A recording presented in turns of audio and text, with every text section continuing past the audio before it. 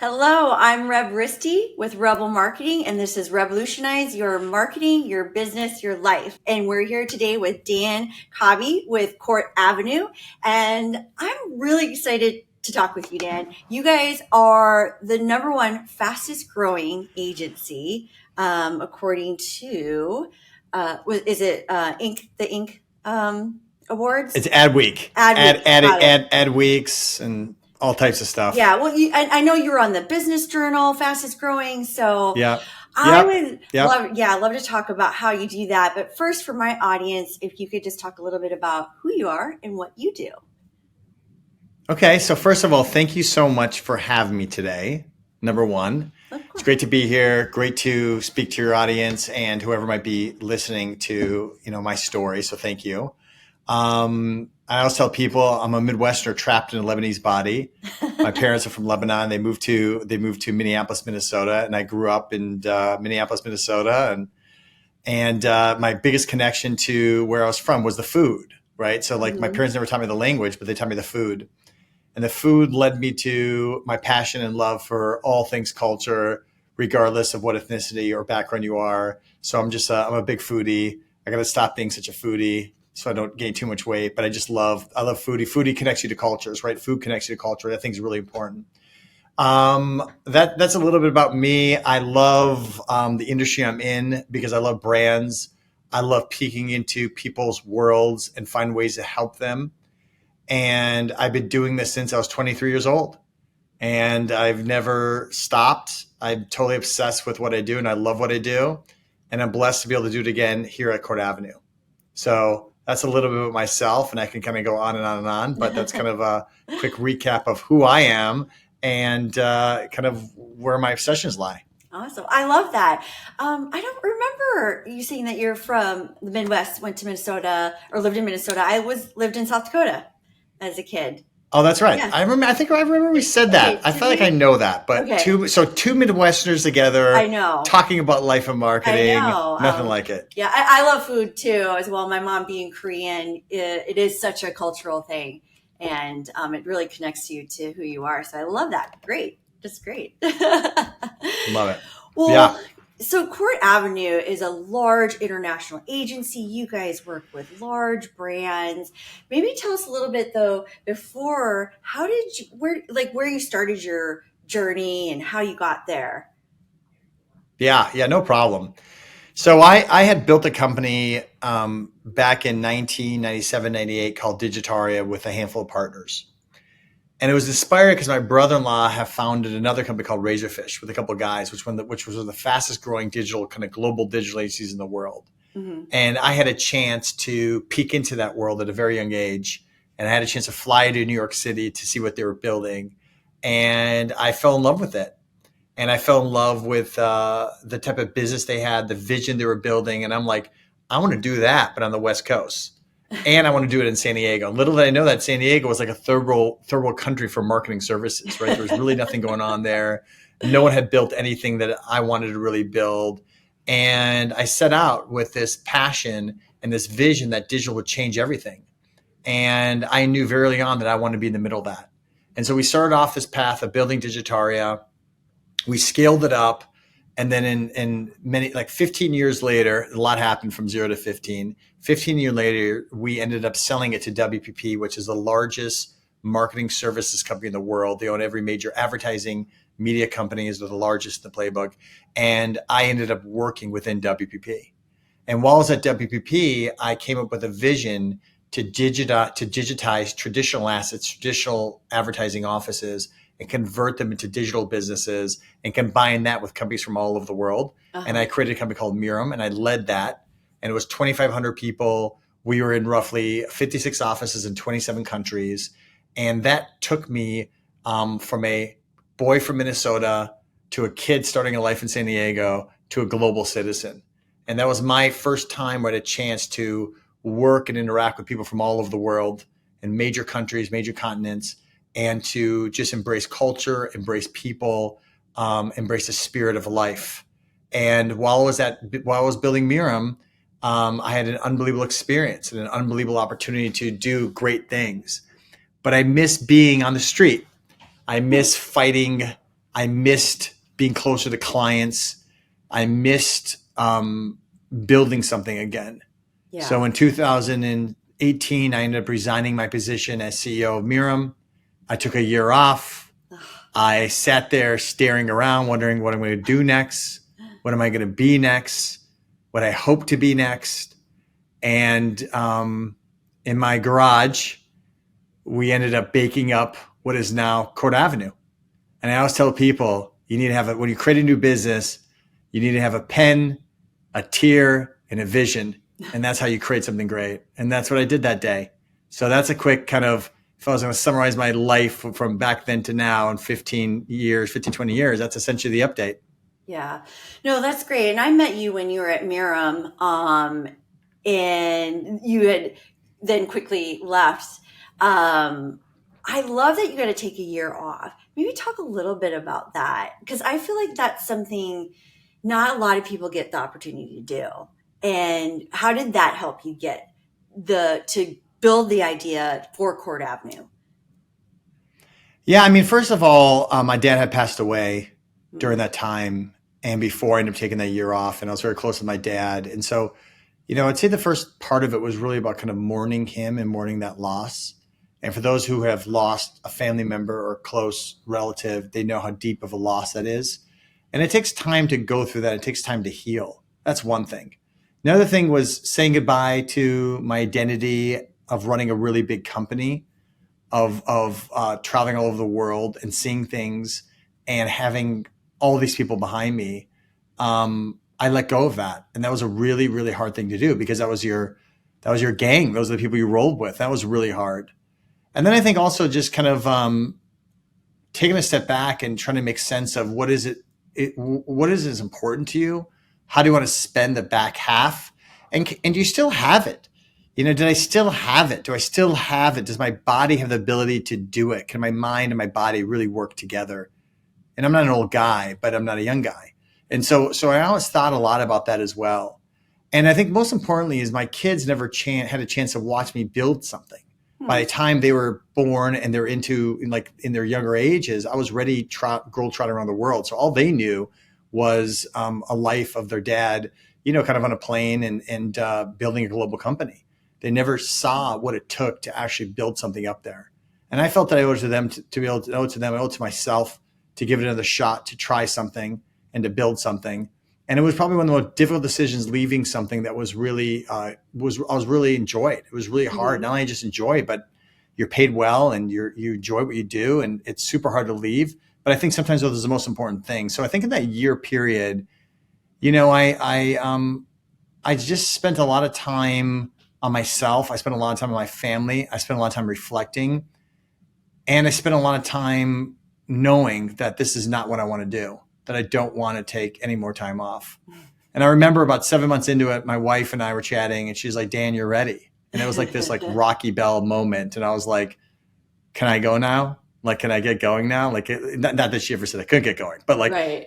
This is my moment. Like, this is my time. And building up the courage to really create something new, when you're not forced to create something new, was probably the hardest thing I ever had to do. Yeah. Wow.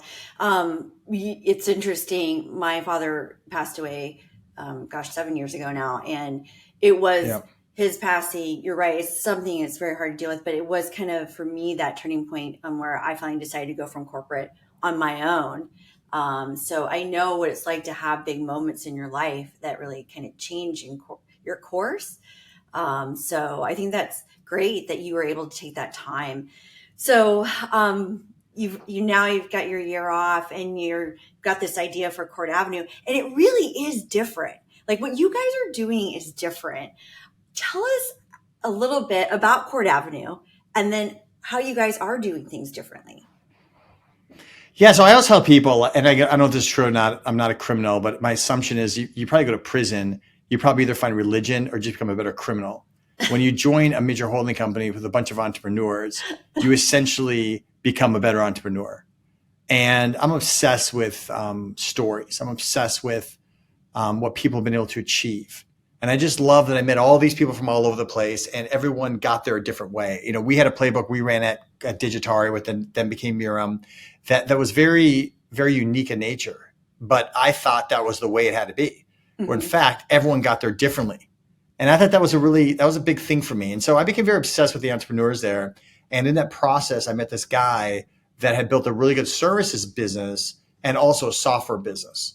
And I believe that every brand that I was doing business with would have to think of themselves as a shopping cart. So I wanted someone that understood e-commerce really well, where this guy named Kenny Tomlin, his partner Michael Stick, they built a company called Rockfish. They built on the back of Walmart, and they really specialize in how do brands live within those digital ecosystems, or what we know today as retail marketplaces. And I want to be really close to people like that. So I got a chance to meet Kenny. Kenny already sold his business for a good amount of money. You know, he wasn't looking to get back into the same. Like, Kenny, we should get our teams together, man. Let's give it a push. I used to compete against him on the inside. I go, Kenny, I love you and your team. He's also a really great entrepreneur. And I'm like, let's do it together. Let's build something together. And he goes, you want to know something, Dan? He goes, he flies in, he sees me in my garage in San Diego, my hot, no air conditioned garage, stickiness in San Diego in the middle of the summer. And he says to me, he goes, there's this guy who takes, Dan, I got a story for you. This guy takes concrete, pays the first road ever in America. And when that paved road was paved, the physical distance in A, B didn't change, but the actual distance did because of the paved road. And we should be in the distance of saving people's time by shortening the distance between 2 points. Some of the greatest technologies in the world were able to save the distance, save time for people. Uber, Netflix, can go on and on. We should be the ones to do that. And we should do it by leveraging technology, strategy, design. And the name of that first paved road was called Court Avenue. And that's where the name came from. And so when Kenny said that, I was like, I'm all in. I'm all in. That's the name of the company. And from that point, we began building Court Avenue, which is basically, there's 4 parts of Court Avenue. One of which is a digital tech consulting business. So you come to us and you say, hey, help us rebuild Kia.com or reimagine Dell.com or reimagine United Healthcare. These are clients of ours, Epson. Help us think about that. Everything from strategy to design to technology. How do you integrate with our teams? How do you integrate with our technology? How do you build the right model around it? That's one side of our business. The other side of our business is around large consumer brands like General Mills that say, hey, help us build a better relationship with Walmart. Help us think about e-com. Help us think about how do you get closer to the end consumer through a series of product display pages, media strategy, so on and so forth. And then the third area of our business is about our specialty groups. These are companies we've acquired that have specialty. I call them, they have superpowers that we don't have. One of which is a media company that all they do is focus on performance media.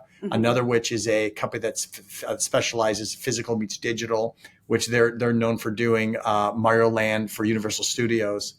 And thirdly, a company that specializes in LATAM, and they specialize in Amazon marketplaces.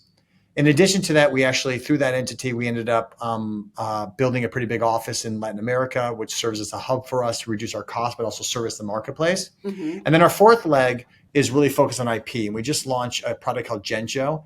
It's called Generative Journey. It's going to revolutionize the way people buy cars. And Kia is one of our biggest clients. We're taking down the car industry, and we're taking down dealers. We're going to have dealers sell more cars. Is their business under pressure from people like Tesla and other players? We're going to put some power back in their hands and power back in the consumer. And we have a product called Genjo that's amazing. It's live on North County Kia for those who are listening in San Diego. We're super excited about the technology. It's all AI based. It's super sexy. And then that's one of our new IP. So there's basically digital tech consulting, a big commerce business, a bunch of companies we've acquired that are all integrated in, and then our IP business where we take a lot of our ideas and we try to convert that into software that we can then scale and try to, and this is all trying to kind of change the agency model, right? Where we're no longer dependent on just time, we're dependent on ideas, and we put real value behind those ideas. So that's the 4 legs of the stool. We're a beautiful mess of a company. We're trying to make sense of the world around us. We really started the company in 2020, in the back half of 2020. So we're a little baby in a big C. We're about almost 130 to 140 people now, and we continue to grow really fast. So that's our story, kind of about the company. Great. No, I love it. And I saw your post about Kia and the new technology. Last time we spoke, we did talk about AI a little bit, and I know that's something that you're focusing on. Where do you see, in I know because it's evolving so quickly this year, even like what should companies be looking at? What should they be thinking about when it comes to AI and trying to drive their business? Yeah. People use the term copilot as a piece of technology and just a word. I think AI is a copilot to our everyday life and our everyday business. I think it furthers the things that we're doing. So if you're a developer, if you're a company that's very focused on developing code and deploying code, AI, GitHub has some technology built into it where it has a functionality you can better help define code and find code, building forms, building pieces of things you don't want to do. So you should think of AI as a co-pilot, as your best friend. Maybe not smarter than you, but it's dependent on you, and it helps you through all aspects of things you do in business, whether it's writing copy, whether it's creating ideas, whether it's delivering work. That's the way I would be thinking about it as a corporation today. Then that's kind of internal. And then you have customer facing applications. How do you make the interaction with your customers more seamless, more simple, more specific, more natural, and more transparent? And I think AI can help us get there as well. And then finally, I think that we're at the very early stages of this stuff. I understand the deepfakes. I understand the danger of it, not knowing who's who am I actually talking to, what's real, what's not, that other side's very real. So I think that as much as AI could help advance the human race, it can also deceive the human race at the same time. And so trying to make sense of that is something that we're all trying to make sense of it very early in on it. But I think we're going to see some amazing advancements and some amazing things ahead of us as it relates to AI. So those are the things that I'd be thinking about if I was a company today. And you also got to just try things. You got to get it out there. And I would point it to a very specific set of data. So what we do is we go after very specific sets of data that can really train the skill of the large language model. So we train these large language models to learn and to educate. In order to do that, you got to teach it down something very specific and then build its skills from there. So we spend a lot of time educating them, training them, get them up to speed, putting boundaries around the skills. And that's essentially a lot of the back-end technology we build for our Genjo product. Got it. Okay. Very cool. For my audience, they're smaller businesses, entrepreneurs, marketers within organizations.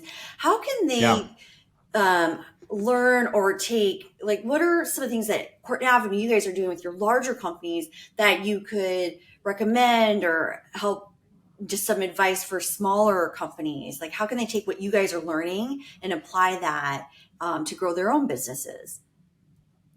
I think number one, be sensitive to meeting people where they're at. I use a lot of big words, and AI is a big word and all these things, but be realistic about who it is you're talking to and meet people where they're at. I think that's number one. Then you need to strategically plan where they're going. So I think if you meet people where they're at, you can think about where they're going and ladder up the things that get you there. I think that's really critical. Number three, use data as a tool to balance out your gut instincts. People tend to use data as a way to drive ideas. I think data and ideas need to coexist together. But I do think that great creations come from a gut and an instinct. And I always tell people, go with your instinct. You know your business better than anyone, go with your instinct. Big corporations, I think they rely too heavily on data to make decisions because I think they're afraid to make decisions with their instincts. And I think that as a small business, go with your instincts and use data as a vehicle to either, to balance out that is what I think. And I think finally, technology is table stakes now. You can get access to some of the greatest technology at cheaper prices. AI can help you in different AI tools out there. Like Midjourney, for example, can help you with imagery.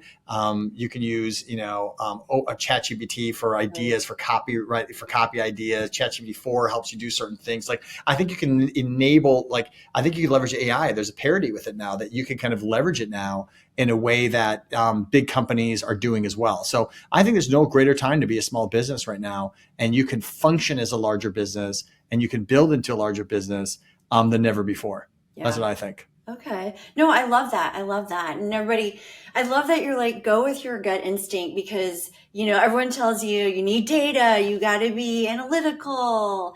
But at the end of the day, I do think that is an advantage of being a smaller company is you have that flexibility to follow your instinct and make quick changes. So it doesn't mean it always works, but you have the opportunity. Yeah, to and AI engines don't dream. AI engines don't dream. Mm-hmm. They don't inspire. They don't have the ability to think the way we have the ability to think. And so I think that we have to take the things that are natural to us, the courage, the instincts, the things that make us who we are, the things you can't see. They don't show up in a scorecard. They don't show up in a grade. It's the things that make us who we are. And that's the difference between good leaders and great leaders. People that are brave enough to go with what they feel and to see something that other people don't see and act upon that. So I always tell people to try to be great leaders. And it'll be a great leader. Go with your gut and go with your instinct, because 99% of the time that will serve you right. And if it serves you wrong, then what you're going to learn from it is going to be significant as you move forward. So I always go with my instinct. I always go with what I believe is right and kind of where my feeling is about things. And it generally guides me in the right way. Yeah, great. I love that. It's a great way to wrap up our conversation here. We have one last question. It's a new question. I started listening to this podcast, Best Advice I've ever received. So I'm asking everybody, all our guests now, what's the best non-business advice you've ever received? The best advice I ever saw was that my dad was a tailor from Lebanon. And he was in a very old house in a very relevant neighborhood that very famous people would come down and see him. And the reason why is because I thought before it was the only place that you could find a Lebanese tailor. But in fact, the reason they came down there is because on the way down, my mom served them all Middle Eastern food. It was the only place in Minnesota you can get Lebanese food at the time. Really? So by the time they came down, my mom created such an experience for them. By the time they came down to see my dad, he was able to charge whatever he wanted to charge them, which ended up being this concept of value pricing. And I always tell people my greatest advice to people is observe the things you've learned as you grew up from the people that you most admire and you most love, and apply that to your everyday life in business and in love and in family. And if you do that, you'll be able to unlock things that you never ever dreamed of. So that's kind of my own personal advice. And I think what I learned from my family and what I saw from my dad and my mom was that create experiences that people fall in love with. And if you do that, great things will happen. Oh, I love that. That's really great. I really appreciate it. Well, thank you so much, Dan. I really appreciate your time. Any last words or anything that you want to leave us with? Listen, you can find me on LinkedIn. If you need anything, hit me up. Whoever's listening to this, anything. I always like to help entrepreneurs. If you want to shoot me shoot me a LinkedIn. Be like DM me. Be like, hey Dan, like I'm struggling with X, Y, and Z. What's your thoughts? I tell everyone. I give everyone advice with an asterisk. Give you my 2 cents on it. But go with your gut. Go with your instinct. Go with what your belly's telling you. So, but I think that's one. Just feel free to reach out. I'm a pretty transparent guy. I'll tell you the good roads and the bad roads I've traveled. And, I think finally to everyone out there in the world, it's funny. I've talked to a lot of young people about this idea of success and what does success mean and how do you measure success and all this stuff. And I think that at the end of the day, just keep your hat in your hand, be a good human being, have a tremendous amount of integrity, love people, and just be a good human, contribute to the world around you, and great things will happen. And the best measure of success is someone's ability to help others be successful. And I just think it's important for all of us to work really hard, especially in a time where the world's getting pulled in a lot of different directions. People are getting pulled in a lot of directions. Everyone needs time to heal. Everyone needs time to help. And we should all work towards that as people, as human beings, as individuals. So that'd be my last 2 cents. That's kind of my moment of like calling out to your crew. No, I really appreciate it. And everyone, he does mean it. I mean, this man's busy and he has spent time with me. He's on my podcast. So reach out. He will absolutely give you some time, and we'll make sure we put his contact info in the show notes. All right. Well, thank you so much, Dan. Thank you. Really it was great seeing you, and I look forward to reconnecting soon. Okay. Wish you all the best. Thank you. You too.